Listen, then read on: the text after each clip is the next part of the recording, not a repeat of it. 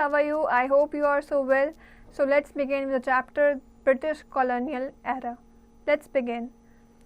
Try these, find out about the places where important battles were fought with the British in India. बच्चों, आपको उन places के बारे में बताना है जहाँ इम्पॉर्टेंट बैटल्स फॉट किए गए थे ब्रिटिश के साथ इंडिया के अंदर. तो इसकी प्रैक्टिस आप खुद से कीजिएगा. On 15 August 1947, India became an independent nation free from British rule, which lasted for almost 2 centuries. The struggle for independence has a long history. People from all walks of life joined this struggle, cutting across religious, social, cultural and economic boundaries. बच्चों 15 अगस्त 1947 में हम जैसे कि हम जानते हैं हमारे India को इंडिपेंडेंस मिल गई थी. इंडिपेंडेंट नेशन बन गया था, फ्री हो गए थे ब्रिटिश रूल से. और सबसे लास्टेड 2 सेंचुरीज से जो हम ब्रिटिश रूल से हम सर्वाइव करते आ रहे थे, उसके बाद हम हमारी कंट्री को इंडिपेंडेंस मिल चुकी थी. और जो भी स्ट्रगल रहा था इंडिपेंडेंस के लिए, बहुत लॉन्ग हिस्ट्री रही है इसके पीछे. जितने भी लोग आगे आए, जिन्होंने लाइफ में ज्वाइन किया, स्ट्रगल किया, कटिंग करी अक्रॉस रिलीजियस के लिए, social, cultural and economic boundaries को. Let's find out which other countries were ruled by British as colonies. बच्चों, आपको बताना है ऐसी कौन सी कंट्रीज है जो रूल की गई थी, ब्रिटिश ने रूल किया था जिनको एज अ कॉलोनीज में. तो इसकी प्रैक्टिस आप खुद से कीजिएगा. The invasions. For centuries, India was known for its wealth. India's geographical location and its wide resources with rich culture had made it prosperous. It was well known for spices, cotton, skilled textile, pearls, jewelry, and other things. Arabs, Greeks, and Romans had trade relations with India. West European countries were also interested in developing trade with it. बच्चों, centuries से India जो है जाना जाता है उसकी wealth के लिए. इंडियाज़ का जो जोग्राफिकल लोकेशन था, वाइड रिसोर्सेज जो हैं और रिच कल्चर जो है, उसने पॉस्परस बनाया इंडिया को. और इंडिया को वेल नोन है इंडिया अपने आप में स्पाइसेस के लिए, कॉटन के लिए, सिल्क टेक्सटाइल्स के लिए, पर्ल्स के लिए, ज्वेलरी के लिए एंड अदर थिंग्स के लिए. अरब्स जो हैं, ग्रीक्स जो है, रोमन्स जो है, इन्होंने ट्रेड किया था रिलेशंस इंडिया के साथ. वेस्ट यूरोपियन कंट्रीज़ जो है ये ऑल्सो इंटरेस्टेड ट्रेड डेवलप करने के लिए इंडिया के साथ. The Portuguese were the first to reach India. Vasco da Gama, a Portuguese sailor, reach Calicut by the Cape of Good Hope in 1498. He got permission from the ruler of Calicut to carry on trade with India. Gradually, the Portuguese established political power over areas like Calicut, Goa, Daman and Diu. बच्चों, जो Portuguese था, जो सबसे पहला था Portuguese जो reach किया था इंडिया में. और वास्को द गामा जो पोर्टुगीज़ सेलर था, वो पहुंचा था कैलिकट थ्रू केप से और गुड होप में 1908 में. उसको परमिशन दी गई थी रूलर से, उसको परमिशन मिली थी कैलिकट के रूलर से कि वो कैरी कर सके ट्रेड को इंडिया के साथ. ग्रेजुअली जो पोर्टुगीज़ थे उन्होंने इस्टेब्लिश किया पॉलिटिकल पावर को पूरे एरियाज़ में, जैसे कि उन एरियाज़ में जैसे कि कैलिकट, गोवा, दमन और दीव में. In England, a small group of 100 English merchants from the East Indian Company in 1600 CE. Company received permission to trade in India from the Mughal Emperor Jahangir. The company's first ship landed at Surat, a big port on the west coast of India. Later on they built settlements on godowns called factories at Madras, Calcutta and Bombay. The English traders built forts around their settlements and kept armed soldiers to protect themselves. India at the time was divided into a small kingdoms which were often at the war with one another. बच्चों, England में एक small group था 100 English merchants का, जिन्होंने form की थी east Indian company 1600 CE में. ये कंपनी जो थी इसको परमिशन मिली थी कि वो ट्रेड कर सके इंडिया में, और इसकी परमिशन दी थी मुग़ल एम्परर जहांगीर ने। ये कंपनी जो थी ये फर्स्ट शिप गई थी, लैंड की गई थी ये सूरत के अंदर, और जो बिग पोर्ट जो थे वेस्ट कोस्ट ऑफ इंडिया में दिए गए थे। और लेटर ये बिल्ड की गई थी सेटलमेंट्स एंड गोडाउन्स, जिनको फैक्ट्रीज भी बोला जाता है, मद्रास में, कलकत्ता में एंड बॉम्बे में। जो इंग्लिश ट्रेडर्स थे इन्होंने बिल्ड किए थे फोर्ट्स अपने सेटलमेंट्स के अराउंड, और इन्होंने आर्म्ड सोल्जर्स लेके रखे थे ताकि वो प्रोटेक्ट कर सकें। और इंडिया जो था ये डिवाइड कर दिया गया था स्मॉल किंगडम्स के अंदर, जो ओपनली वॉर में ही भेजते रहते थे एक दूसरे के साथ। The East Indian company took advantage of this, जो ईस्ट इंडियन कंपनी थी उन्होंने इसके एडवांटेज लेना स्टार्ट कर दिया। The battle of Plassey fought in 1757 and the Battle of Buxar fought in 1764 were two major victories of the British that paved the way of expansion for the expansion of their power in India। बच्चों जो battle of Plassey था ये fought किया गया था 1757 में, और जो बैटल ऑफ बुक्सार था ये फॉट किया गया था 1764 में। ये दो ऐसी मेजर विक्ट्रीज थी जो ब्रिटिश ने पेव की थी एक्सपेंशन के पावर में इंडिया के। Trade to territory, European traders come to India with the objective of trade specially of spices. Portuguese, Dutch, French and English traders landed on the coast of India. The British, who were more dominant militarily, used the declining power of the Mughal Empire to assert themselves. The Platter of Plassey fought in 1757 between the Nawab of Bengal, Sirajuddin Daulah, and Robert Clive of the Indian East Indian Company led the British to have power over Bengal, Bihar and Odisha. They gradually gained control over more areas. English was introduced as a medium of instruction in educational institutions, in dominance made them more tolerant and abusive। बच्चों European traders जो थे वो India में आए, उनका objective था trade करना specially spices का।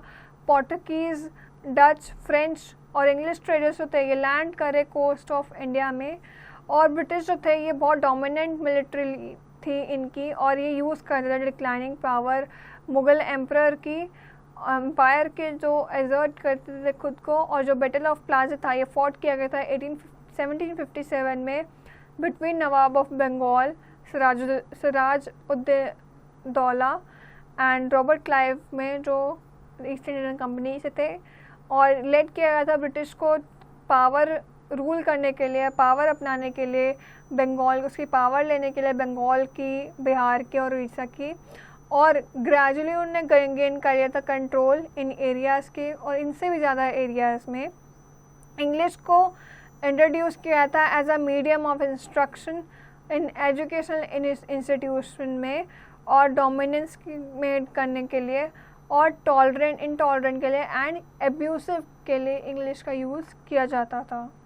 Knowledge Corner, a number of trading companies formed by different European countries had East India Company in their name.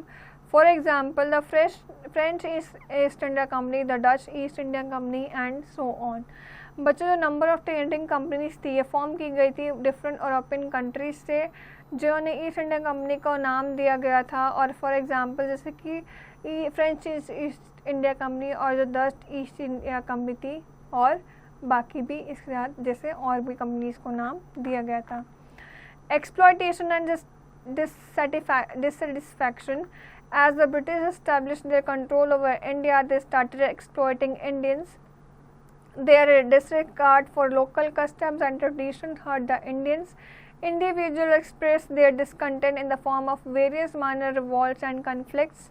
The rising feelings of restlessness led to the emergence of many leaders. They included social activists, peasants, teachers and students, and other young men and women. All of women contributed in the struggle against the imperial rule। बच्चों जो British जो है इन्होंने establish कर लिया था control पूरे India के अंदर, और उन्हें एक्सप्लॉइटिंग स्टार्ट कर दिए थे इंडियंस की। उनका ये रिगार्ड था लोकल कस्टम्स का, ट्रेडिशंस का, हर्ट कर देते इंडियन के ट्रेडिशंस को। इंडिविजुअल एक्सप्रेस जो था डिसकंटेंट का परफॉर्म करता था वेरियस माइनर रिवॉल्ट में, ऑन कन्फ्लिक्ट में। ये जो राइजिंग फीलिंग थी रेस्टलेसनेस की, ये लेड कर दी एमर्जेंस ऑफ बहुत से लीडर्स इसमें जुड़ते जा रहे थे, और उसमें इंक्लूड थे social activist, peasant, teachers and students, और यंग मैन जितने भी थे, वुमेन्स भी थी, जिन्होंने कंट्रीब्यूट किया स्ट्रगल में इम्पीरियल रूल के टाइम पे। The East Indian company forced farmers to grow crash crops like indigo, cotton in place of food crops. They brought these crops at really low prices and sent them to use as raw materials in British factories. Indians are not permitted to open mills, and factories were forced to buy British made goods. As a result, Indian weavers and craftsmen were unable to sell their handicrafts. The British made huge profits while Indian farmers made little or no profit at all. As the British gained control over India, they began to tax the people heavily and enacted laws to wield greater control. Thus, discontent began to grow amongst the people of India. बच्चों, जो east India company थी, उन्होंने force किया था farmer को कि वो grow करे क्रैश क्रॉप्स जैसे कि इंडिगो और कॉटन फूड क्रॉप्स की जगह, और वो ये क्रॉप्स को लाते थे लो प्राइसेस पे और सेंड करते थे यूज़ के लिए, रॉ मटेरियल्स के लिए ब्रिटिश फैक्ट्रीज में। इंडियंस को परमिशन नहीं थी कि वो ओपन कर सके मिल्स को और फैक्ट्रीज को, और फोर्स किया जाता था कि वो ब्रिटिश मेड गुड्स को ही बाय करे। और इंडियन वीवर्स थे, क्राफ्टमैन थे, वो अनेबल हो गए थे अपने हैंडीक्राफ्ट को सेल करने के लिए। ब्रिटिश को इससे बहुत ज़्यादा प्रॉफिट बनता जा रहा था, वाइल इंडियन फार्मर्स जो थे उन्हें लिटिल और नो प्रॉफिट मिल रहा था। जो ब्रिटिश जो थे उन्हें कंट्रोल गेन करना स्टार्ट कर दिया था इंडिया के अंदर, और इवन उन्होंने स्टार्ट किया था टैक्स को लेना स्टार्ट, पीपल से हेवी टैक्स को लेना और अपने ही लॉ बनाना, जिससे बहुत ज़्यादा कंट्रोल आता जाए। और ये डिसकंटेंट जो था इसने बिगन कर दिया था ग्रो बिल्कुल अमंग पीपल के अंदर इंडिया में। Great Revolt of 1857. The revolt started when a new kind of rifle was given to soldiers in the British Army in India.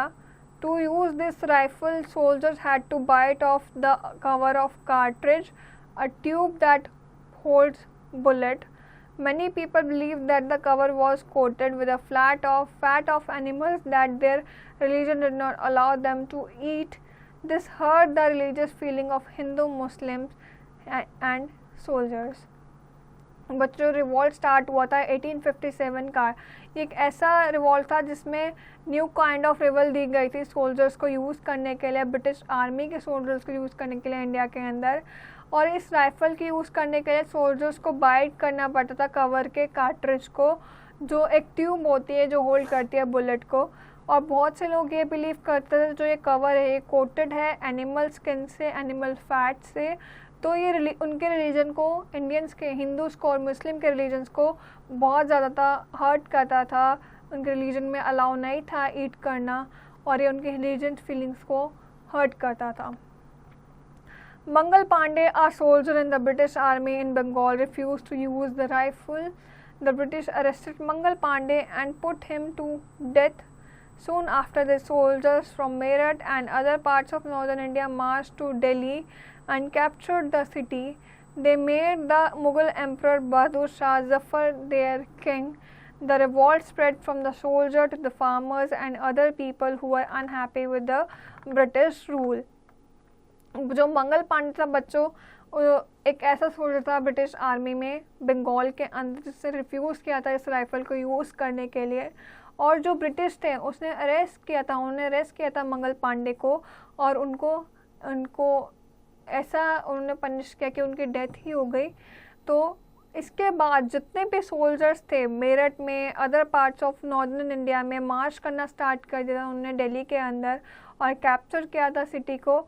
Even उन्होंने किंग बनाया था मुग़ल एम्परर को, एज अ किंग बना लिया था मुग़ल एम्परर जो थे बहादुर शाह जफ़र। और ये रिवॉल्ट जो था ये स्प्रेड हो गया था पूरे सोल्जर्स के अंदर, जो फार्मर्स थे और अदर पीपल के अंदर जो अनहैप्पी थे ब्रिटिश रूल से। Many Indian rulers also joined the revolt and fought against the British. Among them were Rani Lakshmibai of Jhansi, Nana Sahib of Kanpur and Begum Hazrat Mahal of Lucknow.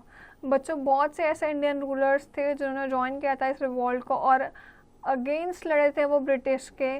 और even इनके साथ साथ रानी लक्ष्मीबाई जो झांसी से थी, नाना साहब जो कानपुर से थे, हज़रत बेगम हज़रत महल जो लखनऊ से थी, इन लोगों ने भी लड़ना स्टार्ट किया था. Knowledge corner. The Indian soldiers of British army were called sepoys so that revolt started by them in 1807, sometimes called the Sepoy Mutiny. बच्चे जो इंडियन सोल्जर्स जो थे ब्रिटिश आर्मी के, उनको सिपॉयज बोला जाता था. और तभी ये रिवॉल्ट जैसे स्टार्ट हुआ था 1877 में, तो समटाइम इसको कॉल बुलाया जाता था उस टाइम पे sepoy mutiny. End of the revolt. The British had more wealth and better weapons than the Indians. They were also more organized. Many Indian rulers, especially those who enjoyed British protection, did not join the revolt. Some of them even helped the British against the Indians. Many leaders of the revolt were killed or captured, and the British were able to crush the revolt within the next year. Though the revolt was crushed within a short time, it played a very important role in India's fight for freedom. In fact, Indian historians often call it our first war of independence. The revolt united people from many parts of India. It also forced British to change the way they rule in India. बच्चों जो British जो हैं इनके पास बहुत ज़्यादा wealth थी, बहुत अच्छे वेपन्स है एज़ कम्पेयर टू इंडियंस. तो उनके वेपन्स बहुत ऑर्गेनाइज होते थे. जितने भी इंडियन रूलर्स थे, स्पेशली जो उन्होंने ब्रिटिश प्रोटेक्शन को ज्वाइन किया हुआ था, उन्होंने ज्वाइन नहीं किया था रिवॉल्ट को. कुछ जो थे उन्होंने हेल्प की थी ब्रिटिश की, जो अगेंस्ट लड़ सके इंडियंस के. और जितने भी लीडर्स थे उन्होंने रिवॉल्ट में किल्ड भी हुए, मरे भी, कैप्चर्ड भी हुए. और ब्रिटिश जो थे उन्हें बहुत वर एबल थे, वो बिल्कुल एबल थे क्रश करने के लिए रिवॉल्ट को. नेक्स्ट ईयर में उन्हें इस रिवॉल्ट को ख़त्म कर दिया था अगले साल तक. और ये जो रिवॉल्ट जो था ये क्रश कर दिया गया था बिल्कुल शॉर्ट टाइम में, बिल्कुल कम टाइम में. और ये बहुत इम्पॉर्टेंट रोल था बहुत इम्पॉर्टेंट रोल प्ले किया गया था इसमें इंडियन फाइट के लिए, फ्रीडम के लिए. इनफैक्ट इंडियन हिस्ट्री जो थे, हिस्टोरियंस जो थे, उन्होंने इसको कहा था फर्स्ट वॉर ऑफ इंडिपेंडेंस का नाम दिया था. और ये जो रिवॉल्ट जो था इसने यूनाइट किया था पीपल को जो डिफरेंट पार्ट्स से थे इंडिया के. और ये फोर्स जो था, ये जितनी भी फोर्स थी, उन्होंने फोर्स किया था ब्रिटिश को कि वो चेंज कर दे अपने वे को रूल करने के लिए इंडिया को. Let's value India's freedom struggle witnessed many more important events such as Jallianwala Bagh massacre, the Chauri Chaura incident, and the Kakori train robbery. We must remember the supreme sacrifices made by the revolutionary. We should strive to make our motherland prosperous and peaceful. बच्चों Indian freedom struggle की बहुत से ऐसे important events हुए हैं इसके अलावा भी, जैसे कि Jallianwala Bagh massacre and Chauri Chaura incident, Kakori train robbery. और हमें हमेशा याद रखना चाहिए कि जितने भी सुप्रीम सेक्रीफाइसेस जो थे, जो बनाए गए थे रेवोल्यूशनरीज के टाइम पे, और हमें स्ट्राइव करना चाहिए कि हमारी मदरलैंड में इतने प्रॉस्परस और पीसफुल बनी हैं. Spread of new ideas and social reforms. Many forward-thinking activists took responsibility to improve the social conditions of people in India. They fought against customs such as child marriage, sati, and caste system, which were non-progressive for the society. Social activists such as Raja Ram Mohan Roy and Ishwar Chandra Vidyasagar worked for the empowerment of women. Socio-religious groups like the Brahmo Samaj and the Arya Samaj brought reform into the Indian society. Reformers such as Swami Vivekananda, Rabindranath Tagore, Jyotiba Phule, and Dadabhai Naoroji was also contributed towards the betterment of the society. बच्चों जो जितनी भी forward thinking activities थे उन्होंने responsibility ली कि वो improve करेंगे social conditions को जो पीपल की है इंडिया के अंदर. उन्होंने लड़ना स्टार्ट करा कस्टम से, जैसे कि चाइल्ड मैरिज जो हो गए, सती हो गया एंड कास्ट सिस्टम जो है, और ये नॉन प्रोग्रेसिव जितनी भी एक्टिविटीज़ थी सोसाइटी के लिए. और सोशल एक्टिविस्ट जो थे जैसे कि राजा राम मोहन राय, ईश्वर चंद्र और विद्यासागर जिन्होंने वर्क किया था एम्पावरमेंट ऑफ वुमेन के लिए. सोशल रिलीजियस ग्रुप जो थे ब्रह्मो समाज और जो आर्य समाज, उन्होंने रिफॉर्म्स लाए थे, चेंजेस लाए थे इंडियन सोसाइटी के अंदर. रिफॉर्मर्स जैसे कि स्वामी विवेकानंद एंड रविंद्रनाथ टैगोर, ज्योतिबा फुले, दादाभाई नौरोजी, इन्होंने भी कंट्रीब्यूट किया था बेटरमेंट के लिए सोसाइटी की. Let's do it. During their rule the British build many buildings and monuments in India. The Rashtrapati Bhavan is one of them. Find the names of 5 other buildings or monuments built by British in India.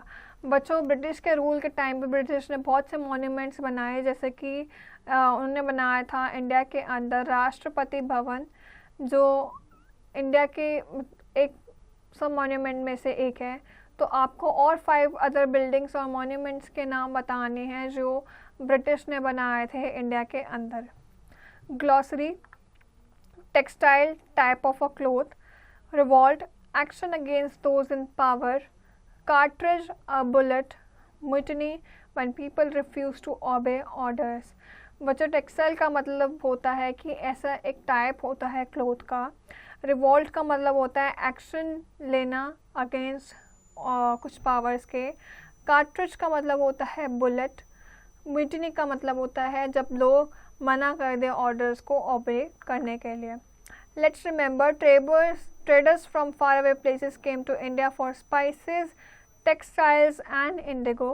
European companies set up trade settlements at many places in India. The Indian kingdoms were not united. The British did not rule fairly. The Indians suffered under the British rule. In 1857 there was a huge revolt against the British. बच्चों, हमने इस chapter में पढ़ा कि जो traders थे जो बहुत दूर से आते थे, बहुत दूर से आए हैं इंडिया के अंदर स्पाइसी के लिए, स्पाइसेस के ट्रेडिंग के लिए, टेक्सटाइल की एंड इंडिगो की ट्रेडिंग के लिए. यूरोपियन कंपनीज जितनी भी थी उन्होंने सेटअप किया था ट्रेड सेटलमेंट बहुत सी जगह पे इंडिया में. जो इंडियन किंगडम्स थे वो यूनाइटेड नहीं थे. ब्रिटिश जो थे उन्होंने बिल्कुल भी फेयरली रूल नहीं किया था. इंडियंस ने सफ़र किया था ब्रिटिश रूल के अंडर. 1857 में बहुत ज़्यादा ह्यूज रिवॉल्ट हुआ था ब्रिटिश के अगेंस्ट. तो बच्चों, आई होप जो भी हमने पढ़ा आपको अच्छे समझ आया होगा. इसकी एक्सरसाइज की प्रैक्टिस आप खुद से कीजिएगा.